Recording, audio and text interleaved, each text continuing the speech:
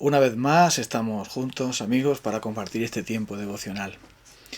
La palabra de Dios nos dice que el Señor siempre cumple con su palabra. Es el Dios de los pactos, el Dios que lleva a cabo sus promesas y se liga con su pueblo a través de pactos que nunca va a violar y que siempre, como en este caso, los cristianos va a mejorar y va a hacer que sea todo para su gloria. Y ese pacto lo que hace que Dios reaccione. Sus promesas le mueven a llevar a cabo sus propósitos. Y dice en el capítulo 2 de Éxodo lo siguiente.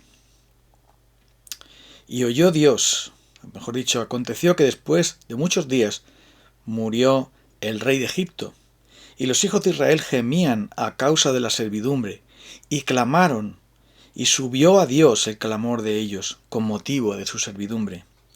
Y oyó Dios el gemido de ellos, y se acordó de su pacto con Abraham, Isaac y Jacob. Y miró Dios a los hijos de Israel, y los reconoció Dios. Y en el capítulo 3 dice algo también que complementa esta idea. Versículo 7. Dijo luego el Señor: Bien he visto la aflicción de mi pueblo que está en Egipto, y he oído su clamor a causa de sus exactores, pues he conocido sus angustias.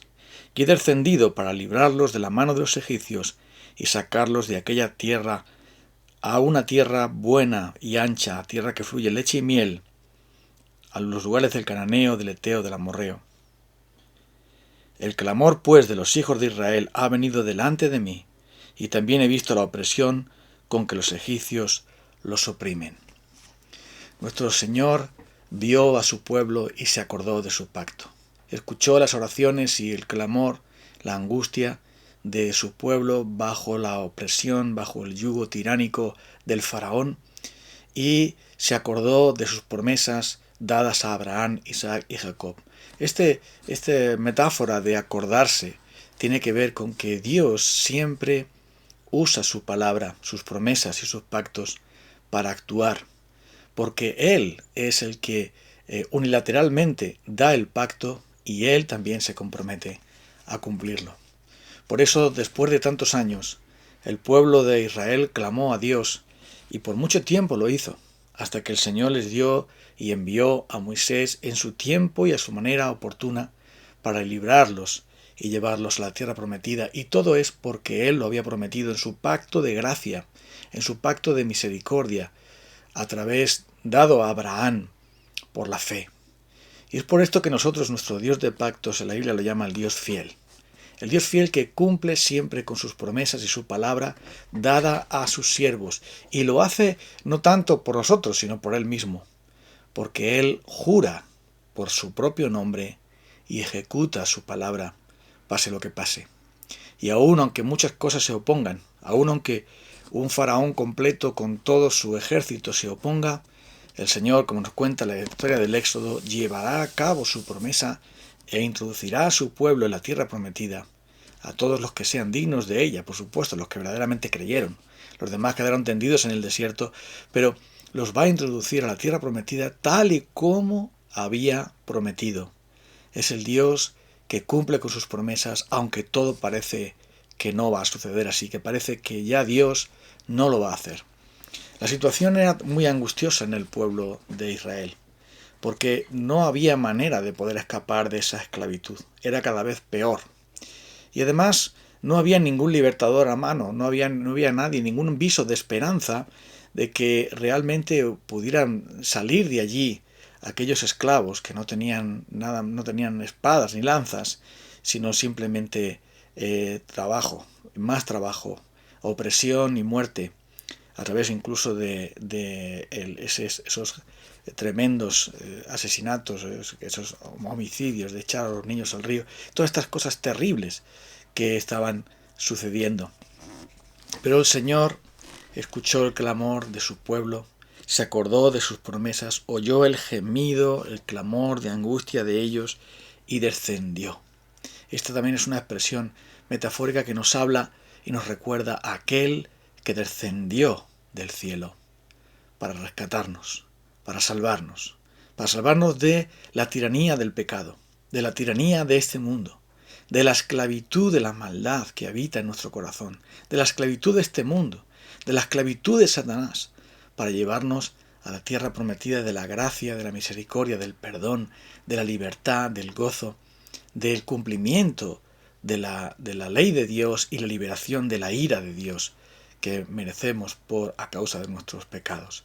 Él descendió también. Nuestro Señor Jesucristo descendió del cielo. Él lo dijo varias veces: he descendido para hacer la voluntad del Padre, he descendido del cielo. Y Él descendió también reconociendo a su pueblo para llevarles también la esperanza y la vida. Y no solamente lo hizo en estos momentos de angustia, de terrible situación que ellos en un sentido no habían buscado, porque ellos se habían reproducido allí, el pueblo había crecido mucho y había llegado otro faraón que no conocía a José y que por lo tanto que tenía otros planes para ese pueblo de Israel, sino que también el Señor cumplió con su palabra y se acordó de su pacto aun cuando su pueblo fue rebelde. Se acordó de sus promesas.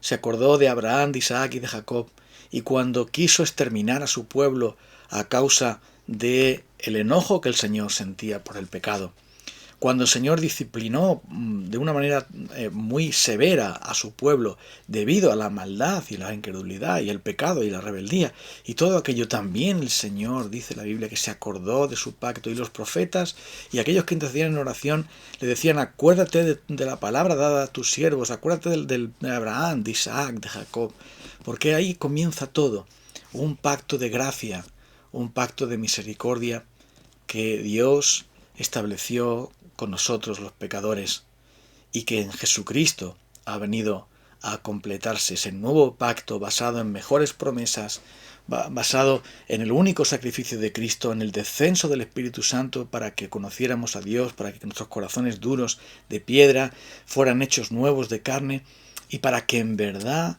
pudiésemos conocer al Señor por dentro y no solo por fuera, en el sentido de que no solamente tengamos un conocimiento mental de Dios, sino que realmente conociéramos algo de la profundidad gloriosa de su corazón. Y esto es debido a que el Señor es un Dios de pacto. De hecho, en algunas ediciones de la Biblia aún se cita, no se habla de Antiguo Testamento, sino de Antiguo Pacto, Pacto Antiguo y Pacto Nuevo, cuando se llega al Nuevo Testamento. Pero en realidad forman uno solo, porque el Pacto Antiguo es un tronco y el Pacto Nuevo son las ramas, las flores y el fruto, que lo tenemos en Cristo. Y es gracias a Él que estamos disfrutando nosotros ahora de ese nuevo pacto.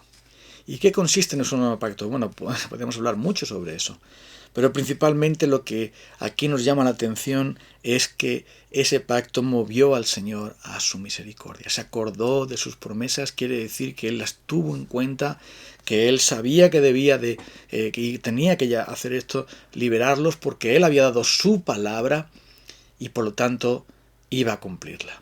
Y esto nos llena de tanta esperanza, de tanto consuelo, de tanto ánimo. ¿Por qué?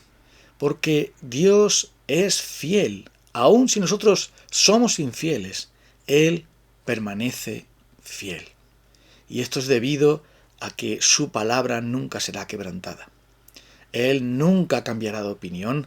Él no va a permitir que nada ni nadie frustre su propósito, porque Jesús advirtió, lo dijo bien claro, que toda potestad le ha sido dada en los cielos y en la tierra, y por lo tanto, id y predicad el Evangelio. Entonces, nosotros podemos anunciar el Evangelio porque Dios es fiel, porque Cristo cumple con su palabra, porque cumple con su pacto. Estamos disfrutando ya de las bendiciones del nuevo pacto, el perdón de los pecados, la venida del Espíritu Santo, que nos enseña la iglesia de toda lengua, toda tribu, toda nación, la esperanza de la segunda venida del Señor Jesucristo. Todas son las maravillas del nuevo pacto en el que Él iba a liberarnos del pecado y de aquellos que nos oprimían. Y digo que esto nos llena de esperanza, porque el Señor no es insensible, no es alguien que sea indiferente al clamor de su pueblo. Sea que el clamor de su pueblo venga por una persecución justa, una persecución injusta, sea que venga por una injusticia terrible, o sea porque por la disciplina bien merecida de la justicia de Dios, ejerciéndola sobre su pueblo, pero el Señor aún se conmueve. El libro de Oseas nos dice el profeta Oseas que el Señor se conmueve sus entrañas, y esto es lo que también se dice aquí. Él dice que se acordó de su pueblo, clamaron contra él, oyó el gemido de ellos, se acordó de su pacto, y habla también de que él ha visto sus angustias y por lo tanto decide actuar. Así es Dios, no se puede contener. Él siempre tiene que actuar por amor a su pacto, por amor a su pueblo. Y es un pacto de gracia porque nunca, nunca, nunca jamás se merece o se gana, sino que es algo que el Señor imparte porque Él quiere. Y eso, como digo, nos tiene que llenar de esperanza, de consuelo, de fortaleza, de ánimo para venir ante el Señor. No sé por qué situación estás tú ahora pasando o las que vayas a pasar en el futuro. Está claro que nuestra fe tiene que ser probada, está claro que en el mundo tendremos aflicción, está claro que vamos a sufrir por exactores, es decir, por opresores, está claro que vamos a ser tentados, está claro que el mundo nos va a presionar y que el pecado va a estar ahí. Es claro que estamos en un peligro y es claro también que no podemos ser liberados por nosotros mismos, sino que alguien mucho más potente que nosotros nos tiene que liberar. Pero también es claro que el Señor escucha el clamor de su pueblo. Y si nosotros estamos en angustia, el Señor también será angustiado. Si nosotros estamos en temor, el Señor vendrá para liberarnos de ese temor. Porque Él ha dicho: no temas, porque en toda angustia nuestra fue Cristo angustiado. Y porque Él mira a su pueblo, lo reconoce, sabe que es su pueblo, y mira nuestras angustias y temores y decide actuar mediante los medios que Él tenga bien hacer. Por eso debemos clamar a Dios. Por eso debemos traer todas nuestras angustias, temores, afanes, nuestros dolores, nuestras dudas, nuestros pecados, nuestras miserias, nuestras derrotas, nuestros fracasos. Y debemos traer todo, absolutamente todo, delante de Él. Porque Él, por su pacto, por su palabra, que ha firmado no con tinta, sino con la sangre de su propio Hijo, nuestro Señor Jesucristo, nos liberará, nos consolará, nos animará, nos fortalecerá y nos dará la victoria, porque somos más que vencedores por medio de aquel que nos amó.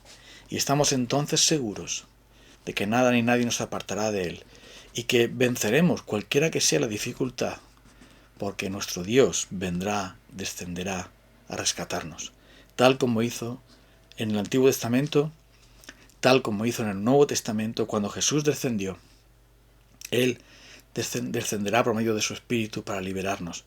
Y habrá un día, finalmente, en el que el Señor descenderá del cielo para acabar con todos sus enemigos, para liberar directamente y definitivamente a su Iglesia, para establecer su reino eterno, para consumar todos sus propósitos, para cumplir finalmente con su pacto. Y lo hará así, porque Él es el Dios de los pactos, el Dios de la fidelidad, el Dios de las promesas, el Dios de la palabra, el Dios de la gracia, el Dios santo, el Dios todopoderoso, el Dios que escucha las angustias de su pueblo. Vamos entonces a orar a Dios para darle gracias por cómo es Él.